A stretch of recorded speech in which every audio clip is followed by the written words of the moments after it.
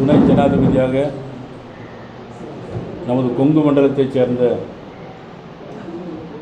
ஒரு தமிழர் துணை ஜனாதிபதியாக முதல் முறையாக அவர்கள் இந்த பகுதிக்கு பதவியேற்று முதல் முறையாக இந்த பகுதிக்கு வர இருக்கிறார்கள். அதற்கான ஏற்பாட்டை கோயம்புத்தூர் சிட்டிசன் ஃபாரம் அந்த குழுவினர் அதுக்கான ஏற்பாட்டை செய்திருக்கிறார்கள். என்றாலும் நாங்களும் அதில் கலந்து கொள்ள வேண்டும் என்பதற்காகவும் அந்த ஏற்பாடுகள் எவ்வாறெல்லாம் இருந்தது என்பதை பார்த்து கொள்வதற்காகவும் இன்றைக்கு கோயம்புத்தூருக்கு வந்திருக்கிறோம்.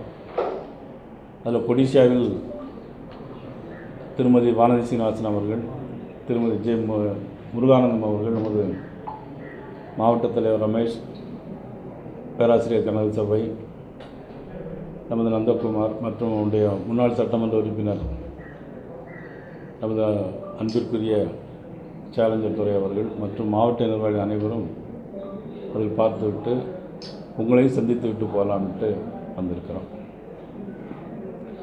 இதில் எங்களுக்கெல்லாம் நீங்களுக்குன்னு சொல்வதை விட நம்ம தமிழகத்துக்கு மிகப்பெரிய ஒரு பெருமை, ஒரு தமிழரை துணை ஜனாதிபதியாக ஆக்கிய பெருமை பாரதிய ஜனதா கட்சிக்கு இருக்கிறது, பாரத பிரதமர் நரேந்திர மோடிக்கு இருக்கிறது, நமது உள்துறை அமைச்சர் அமித்ஷா அவர்களுக்கும் இதில் மிகப்பெரிய பங்கு இருக்கிறது.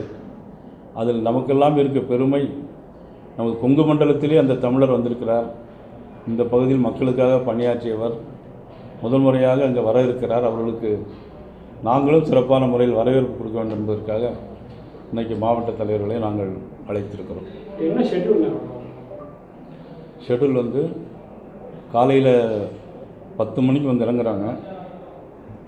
10 மணிக்கு வந்து இறங்கிட்டு அவங்க விமான நிலையத்தில் அவங்களுக்கு வரவேற்பு கொடுக்குறோம். அதனைத் தொடர்ந்து கொடிசியாவில் நடைபெறுகிற நிகழ்ச்சி மாலை 4 மணிக்கெல்லாம் அவங்க திருப்பூர், ஆமாம் காந்தி சிலைக்கு மாலை போடுறாங்க. அது பிறகு பேரூர் மடத்தில் அவங்களுக்கு வரவேற்பு ஆசையும் கொடுக்குறாங்க. அந்த நூற்றாண்டு விழா கொண்டாட்டத்திலையும் கலந்து கொண்டுக்கிட்டு 4 மணிக்கெல்லாம் திருப்பூர் போகிறாங்க. கார்பரேஷன் இருக்கக்கூடிய அந்த காந்தி சிலை ரொம்ப நெருக்கமான ஒரு இடம். வைஸ் பிரசிடென்ட் அந்த இடத்துல நிகழ்ச்சி பண்ணுறது ரொம்ப கன்ஜஸ்டடாக இருக்குது. டவுன் ஹால் இருக்குது, பஜார் இருக்குது. நீங்கள் சொல்கிறது உண்மைதான். இருந்தாலும் நம்முடைய தேச பிதா மகாத்மா காந்திக்கு ஒரு மரியாதை செலுத்தணுங்கிறதுனால மாலை மட்டும் போட்டு நிகழ்ச்சி அங்கே எதுவும் கிடையாது. மாலையை மட்டும் போட்டுட்டு அங்கேருந்து அப்படியே கிளம்பிடுறாங்க.